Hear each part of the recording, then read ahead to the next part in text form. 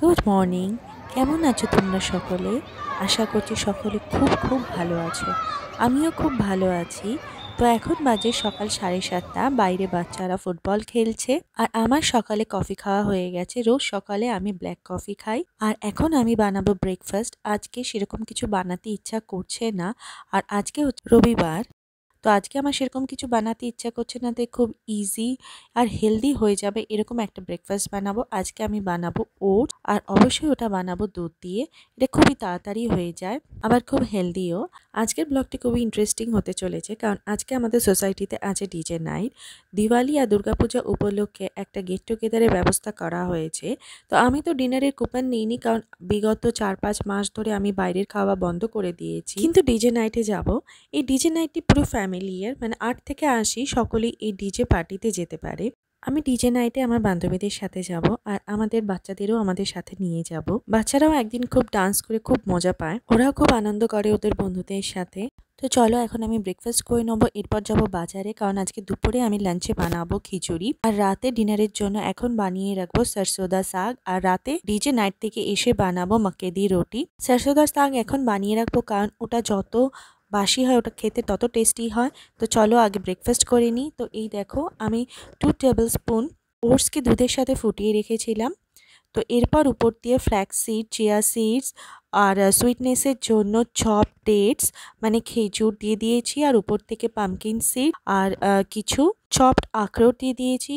এটা খুবই হেলদি, কারণ এতগুলো নাটস থাকে। নাটস আমাদের শরীরের জন্য খুব ভালো।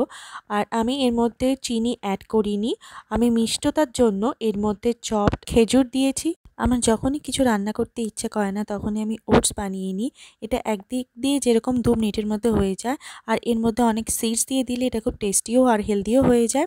আর এই দেখো, সরসোদা শাকের জন্য আমি সর্ষে শাক 2 আটি, 1 আটি বেতো শাক, 1 আটি মেথি শাক আর 1 আটি পালং শাক নিয়ে নিয়েছি। এই শাকগুলোকে ভালো করে বেছে আমি ধুয়ে রাখবো। আমি লাস্ট ইয়ার উইন্টারে 3-4 বার সরসোদা শাক আর মাক্কে দি রুটি বানিয়েছিলাম, আর খেতে এটা অসাধারণ হয়। চিকেন এর কাছে ফেল, এত টেস্টি হয় খেতে। তো আমি এখন স্নান করে চলে এসেছি রোদ পোহাতে। আজকে আমি শ্যাম্পু করেছি, আর আজকে প্রচণ্ড ঠান্ডা ছিল। এখানে আমরা সকলেই দুপুরবেলায় বাচ্চা স্কুলে আর হাজব্যান্ড অফিসে চলে গেলে রোদ পোহাতে চলে আসি। আর যখন বাচ্চারা বাড়িতে থাকে, ওরাও এখানে একসাথে এসে খুব খেলাধুলা করে। আর এই জায়গাটা খুবই সুন্দর, নিচে পন্ড আছে, আর পন্ডে দেখো ওয়াটার লিলি আছে। তো আমি বাড়িতে চলে এসেছি। তো আমি শাকগুলোকে একসাথে বয়েল করে রেখেছি। এতে সর্ষে শাকের পরিমাণ বেশি থাকবে, কারণ সর্ষে শাকের ফ্লেভারটা এর মধ্যে বেশি থাকবে। এই জন্য এর মধ্যে 2 আটি সর্ষে শাক, 1 আটি বেতো শাক, 1 আটি পালং শাক আর 1 আটি মেথি শাক নিয়েছি। আর এটাকে ঠান্ডা করে তারপর ব্লেন্ডার দিয়ে ভালো করে এরকম ঘেটে নিয়েছি। এই দেখো, এর মধ্যে কোনো আঁশও থাকবে না। এরপর কড়াইয়ে আমি 1/2 টিস্পুন ঘি দিয়ে দিয়েছি। আমি কম পরিমাণ ঘি দিয়েছি, কারণ আমাদের কিছু হেলথ ইস্যুস আছে, এই জন্য বেশি তেল বা ঘি খাওয়া যাবে না।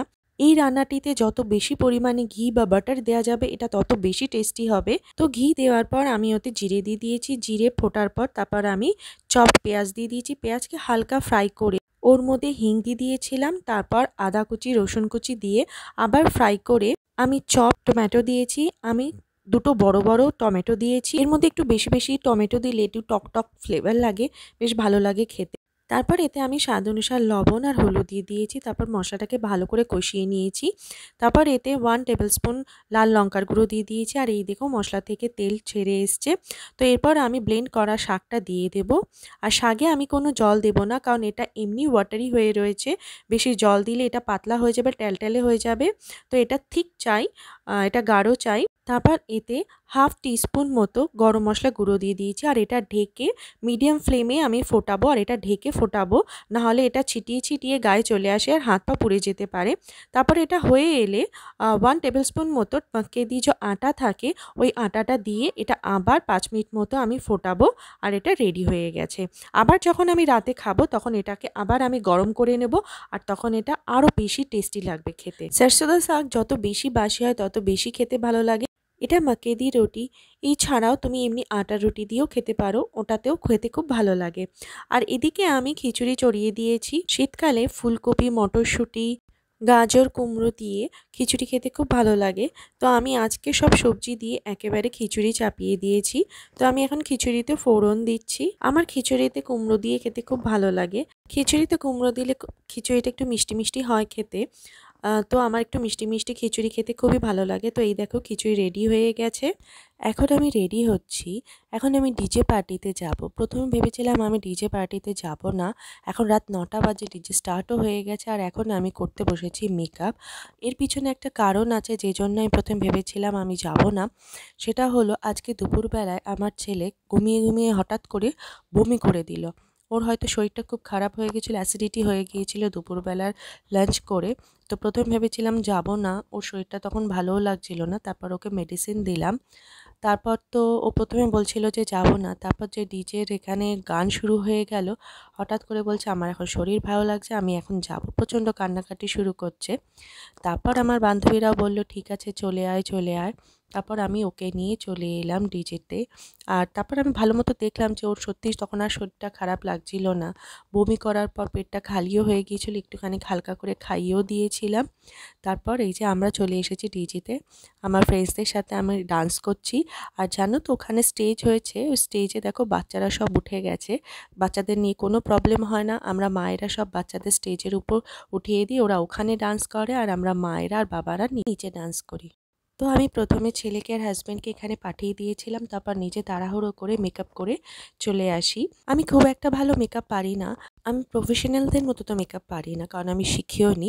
কিন্তু এরকম পার্টিতে যাওয়ার জন্য, কোথাও ঘুরতে যাওয়ার জন্য, বিয়েবাড়িতে যাওয়ার জন্য হালকা পাতলা মেকআপ আমি করতে পারি। আর আমার স্মোকি আইস বানাতে খুব ভালো লাগে। তোমাদের কার কার স্মোকি আইস করতে খুব ভালো লাগে আমাকে কমেন্ট করে জানিও। তো এই দেখো আমরা ডান্স করছি। আমি তো খুব বেশিক্ষণ ডান্স করতে পারিনি, কারণ 10টার পরে আমাদের এখানে কোনো রকমের অনুষ্ঠান চলে না, কারণ 10টার পর সব বন্ধ হয়ে যায়। তো আমি ওই 30 to 35 মিনিটস মতো ফ্রেন্ডসদের সাথে খুব ডান্স করেছিলাম। তো আমি এখানে ডান্স করছি, তোমাদের সাথে আবার দেখা হবে অন্য কোনো ব্লগে। বাই বাই, সবাই সাবধানে থেকো, ভালো থেকো, আবার দেখা হচ্ছে অন্য ব্লগে।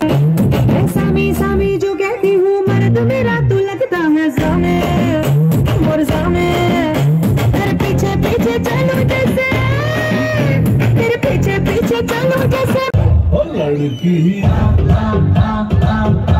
ओ लड़की ओ लड़की आँख मारे ओ लड़की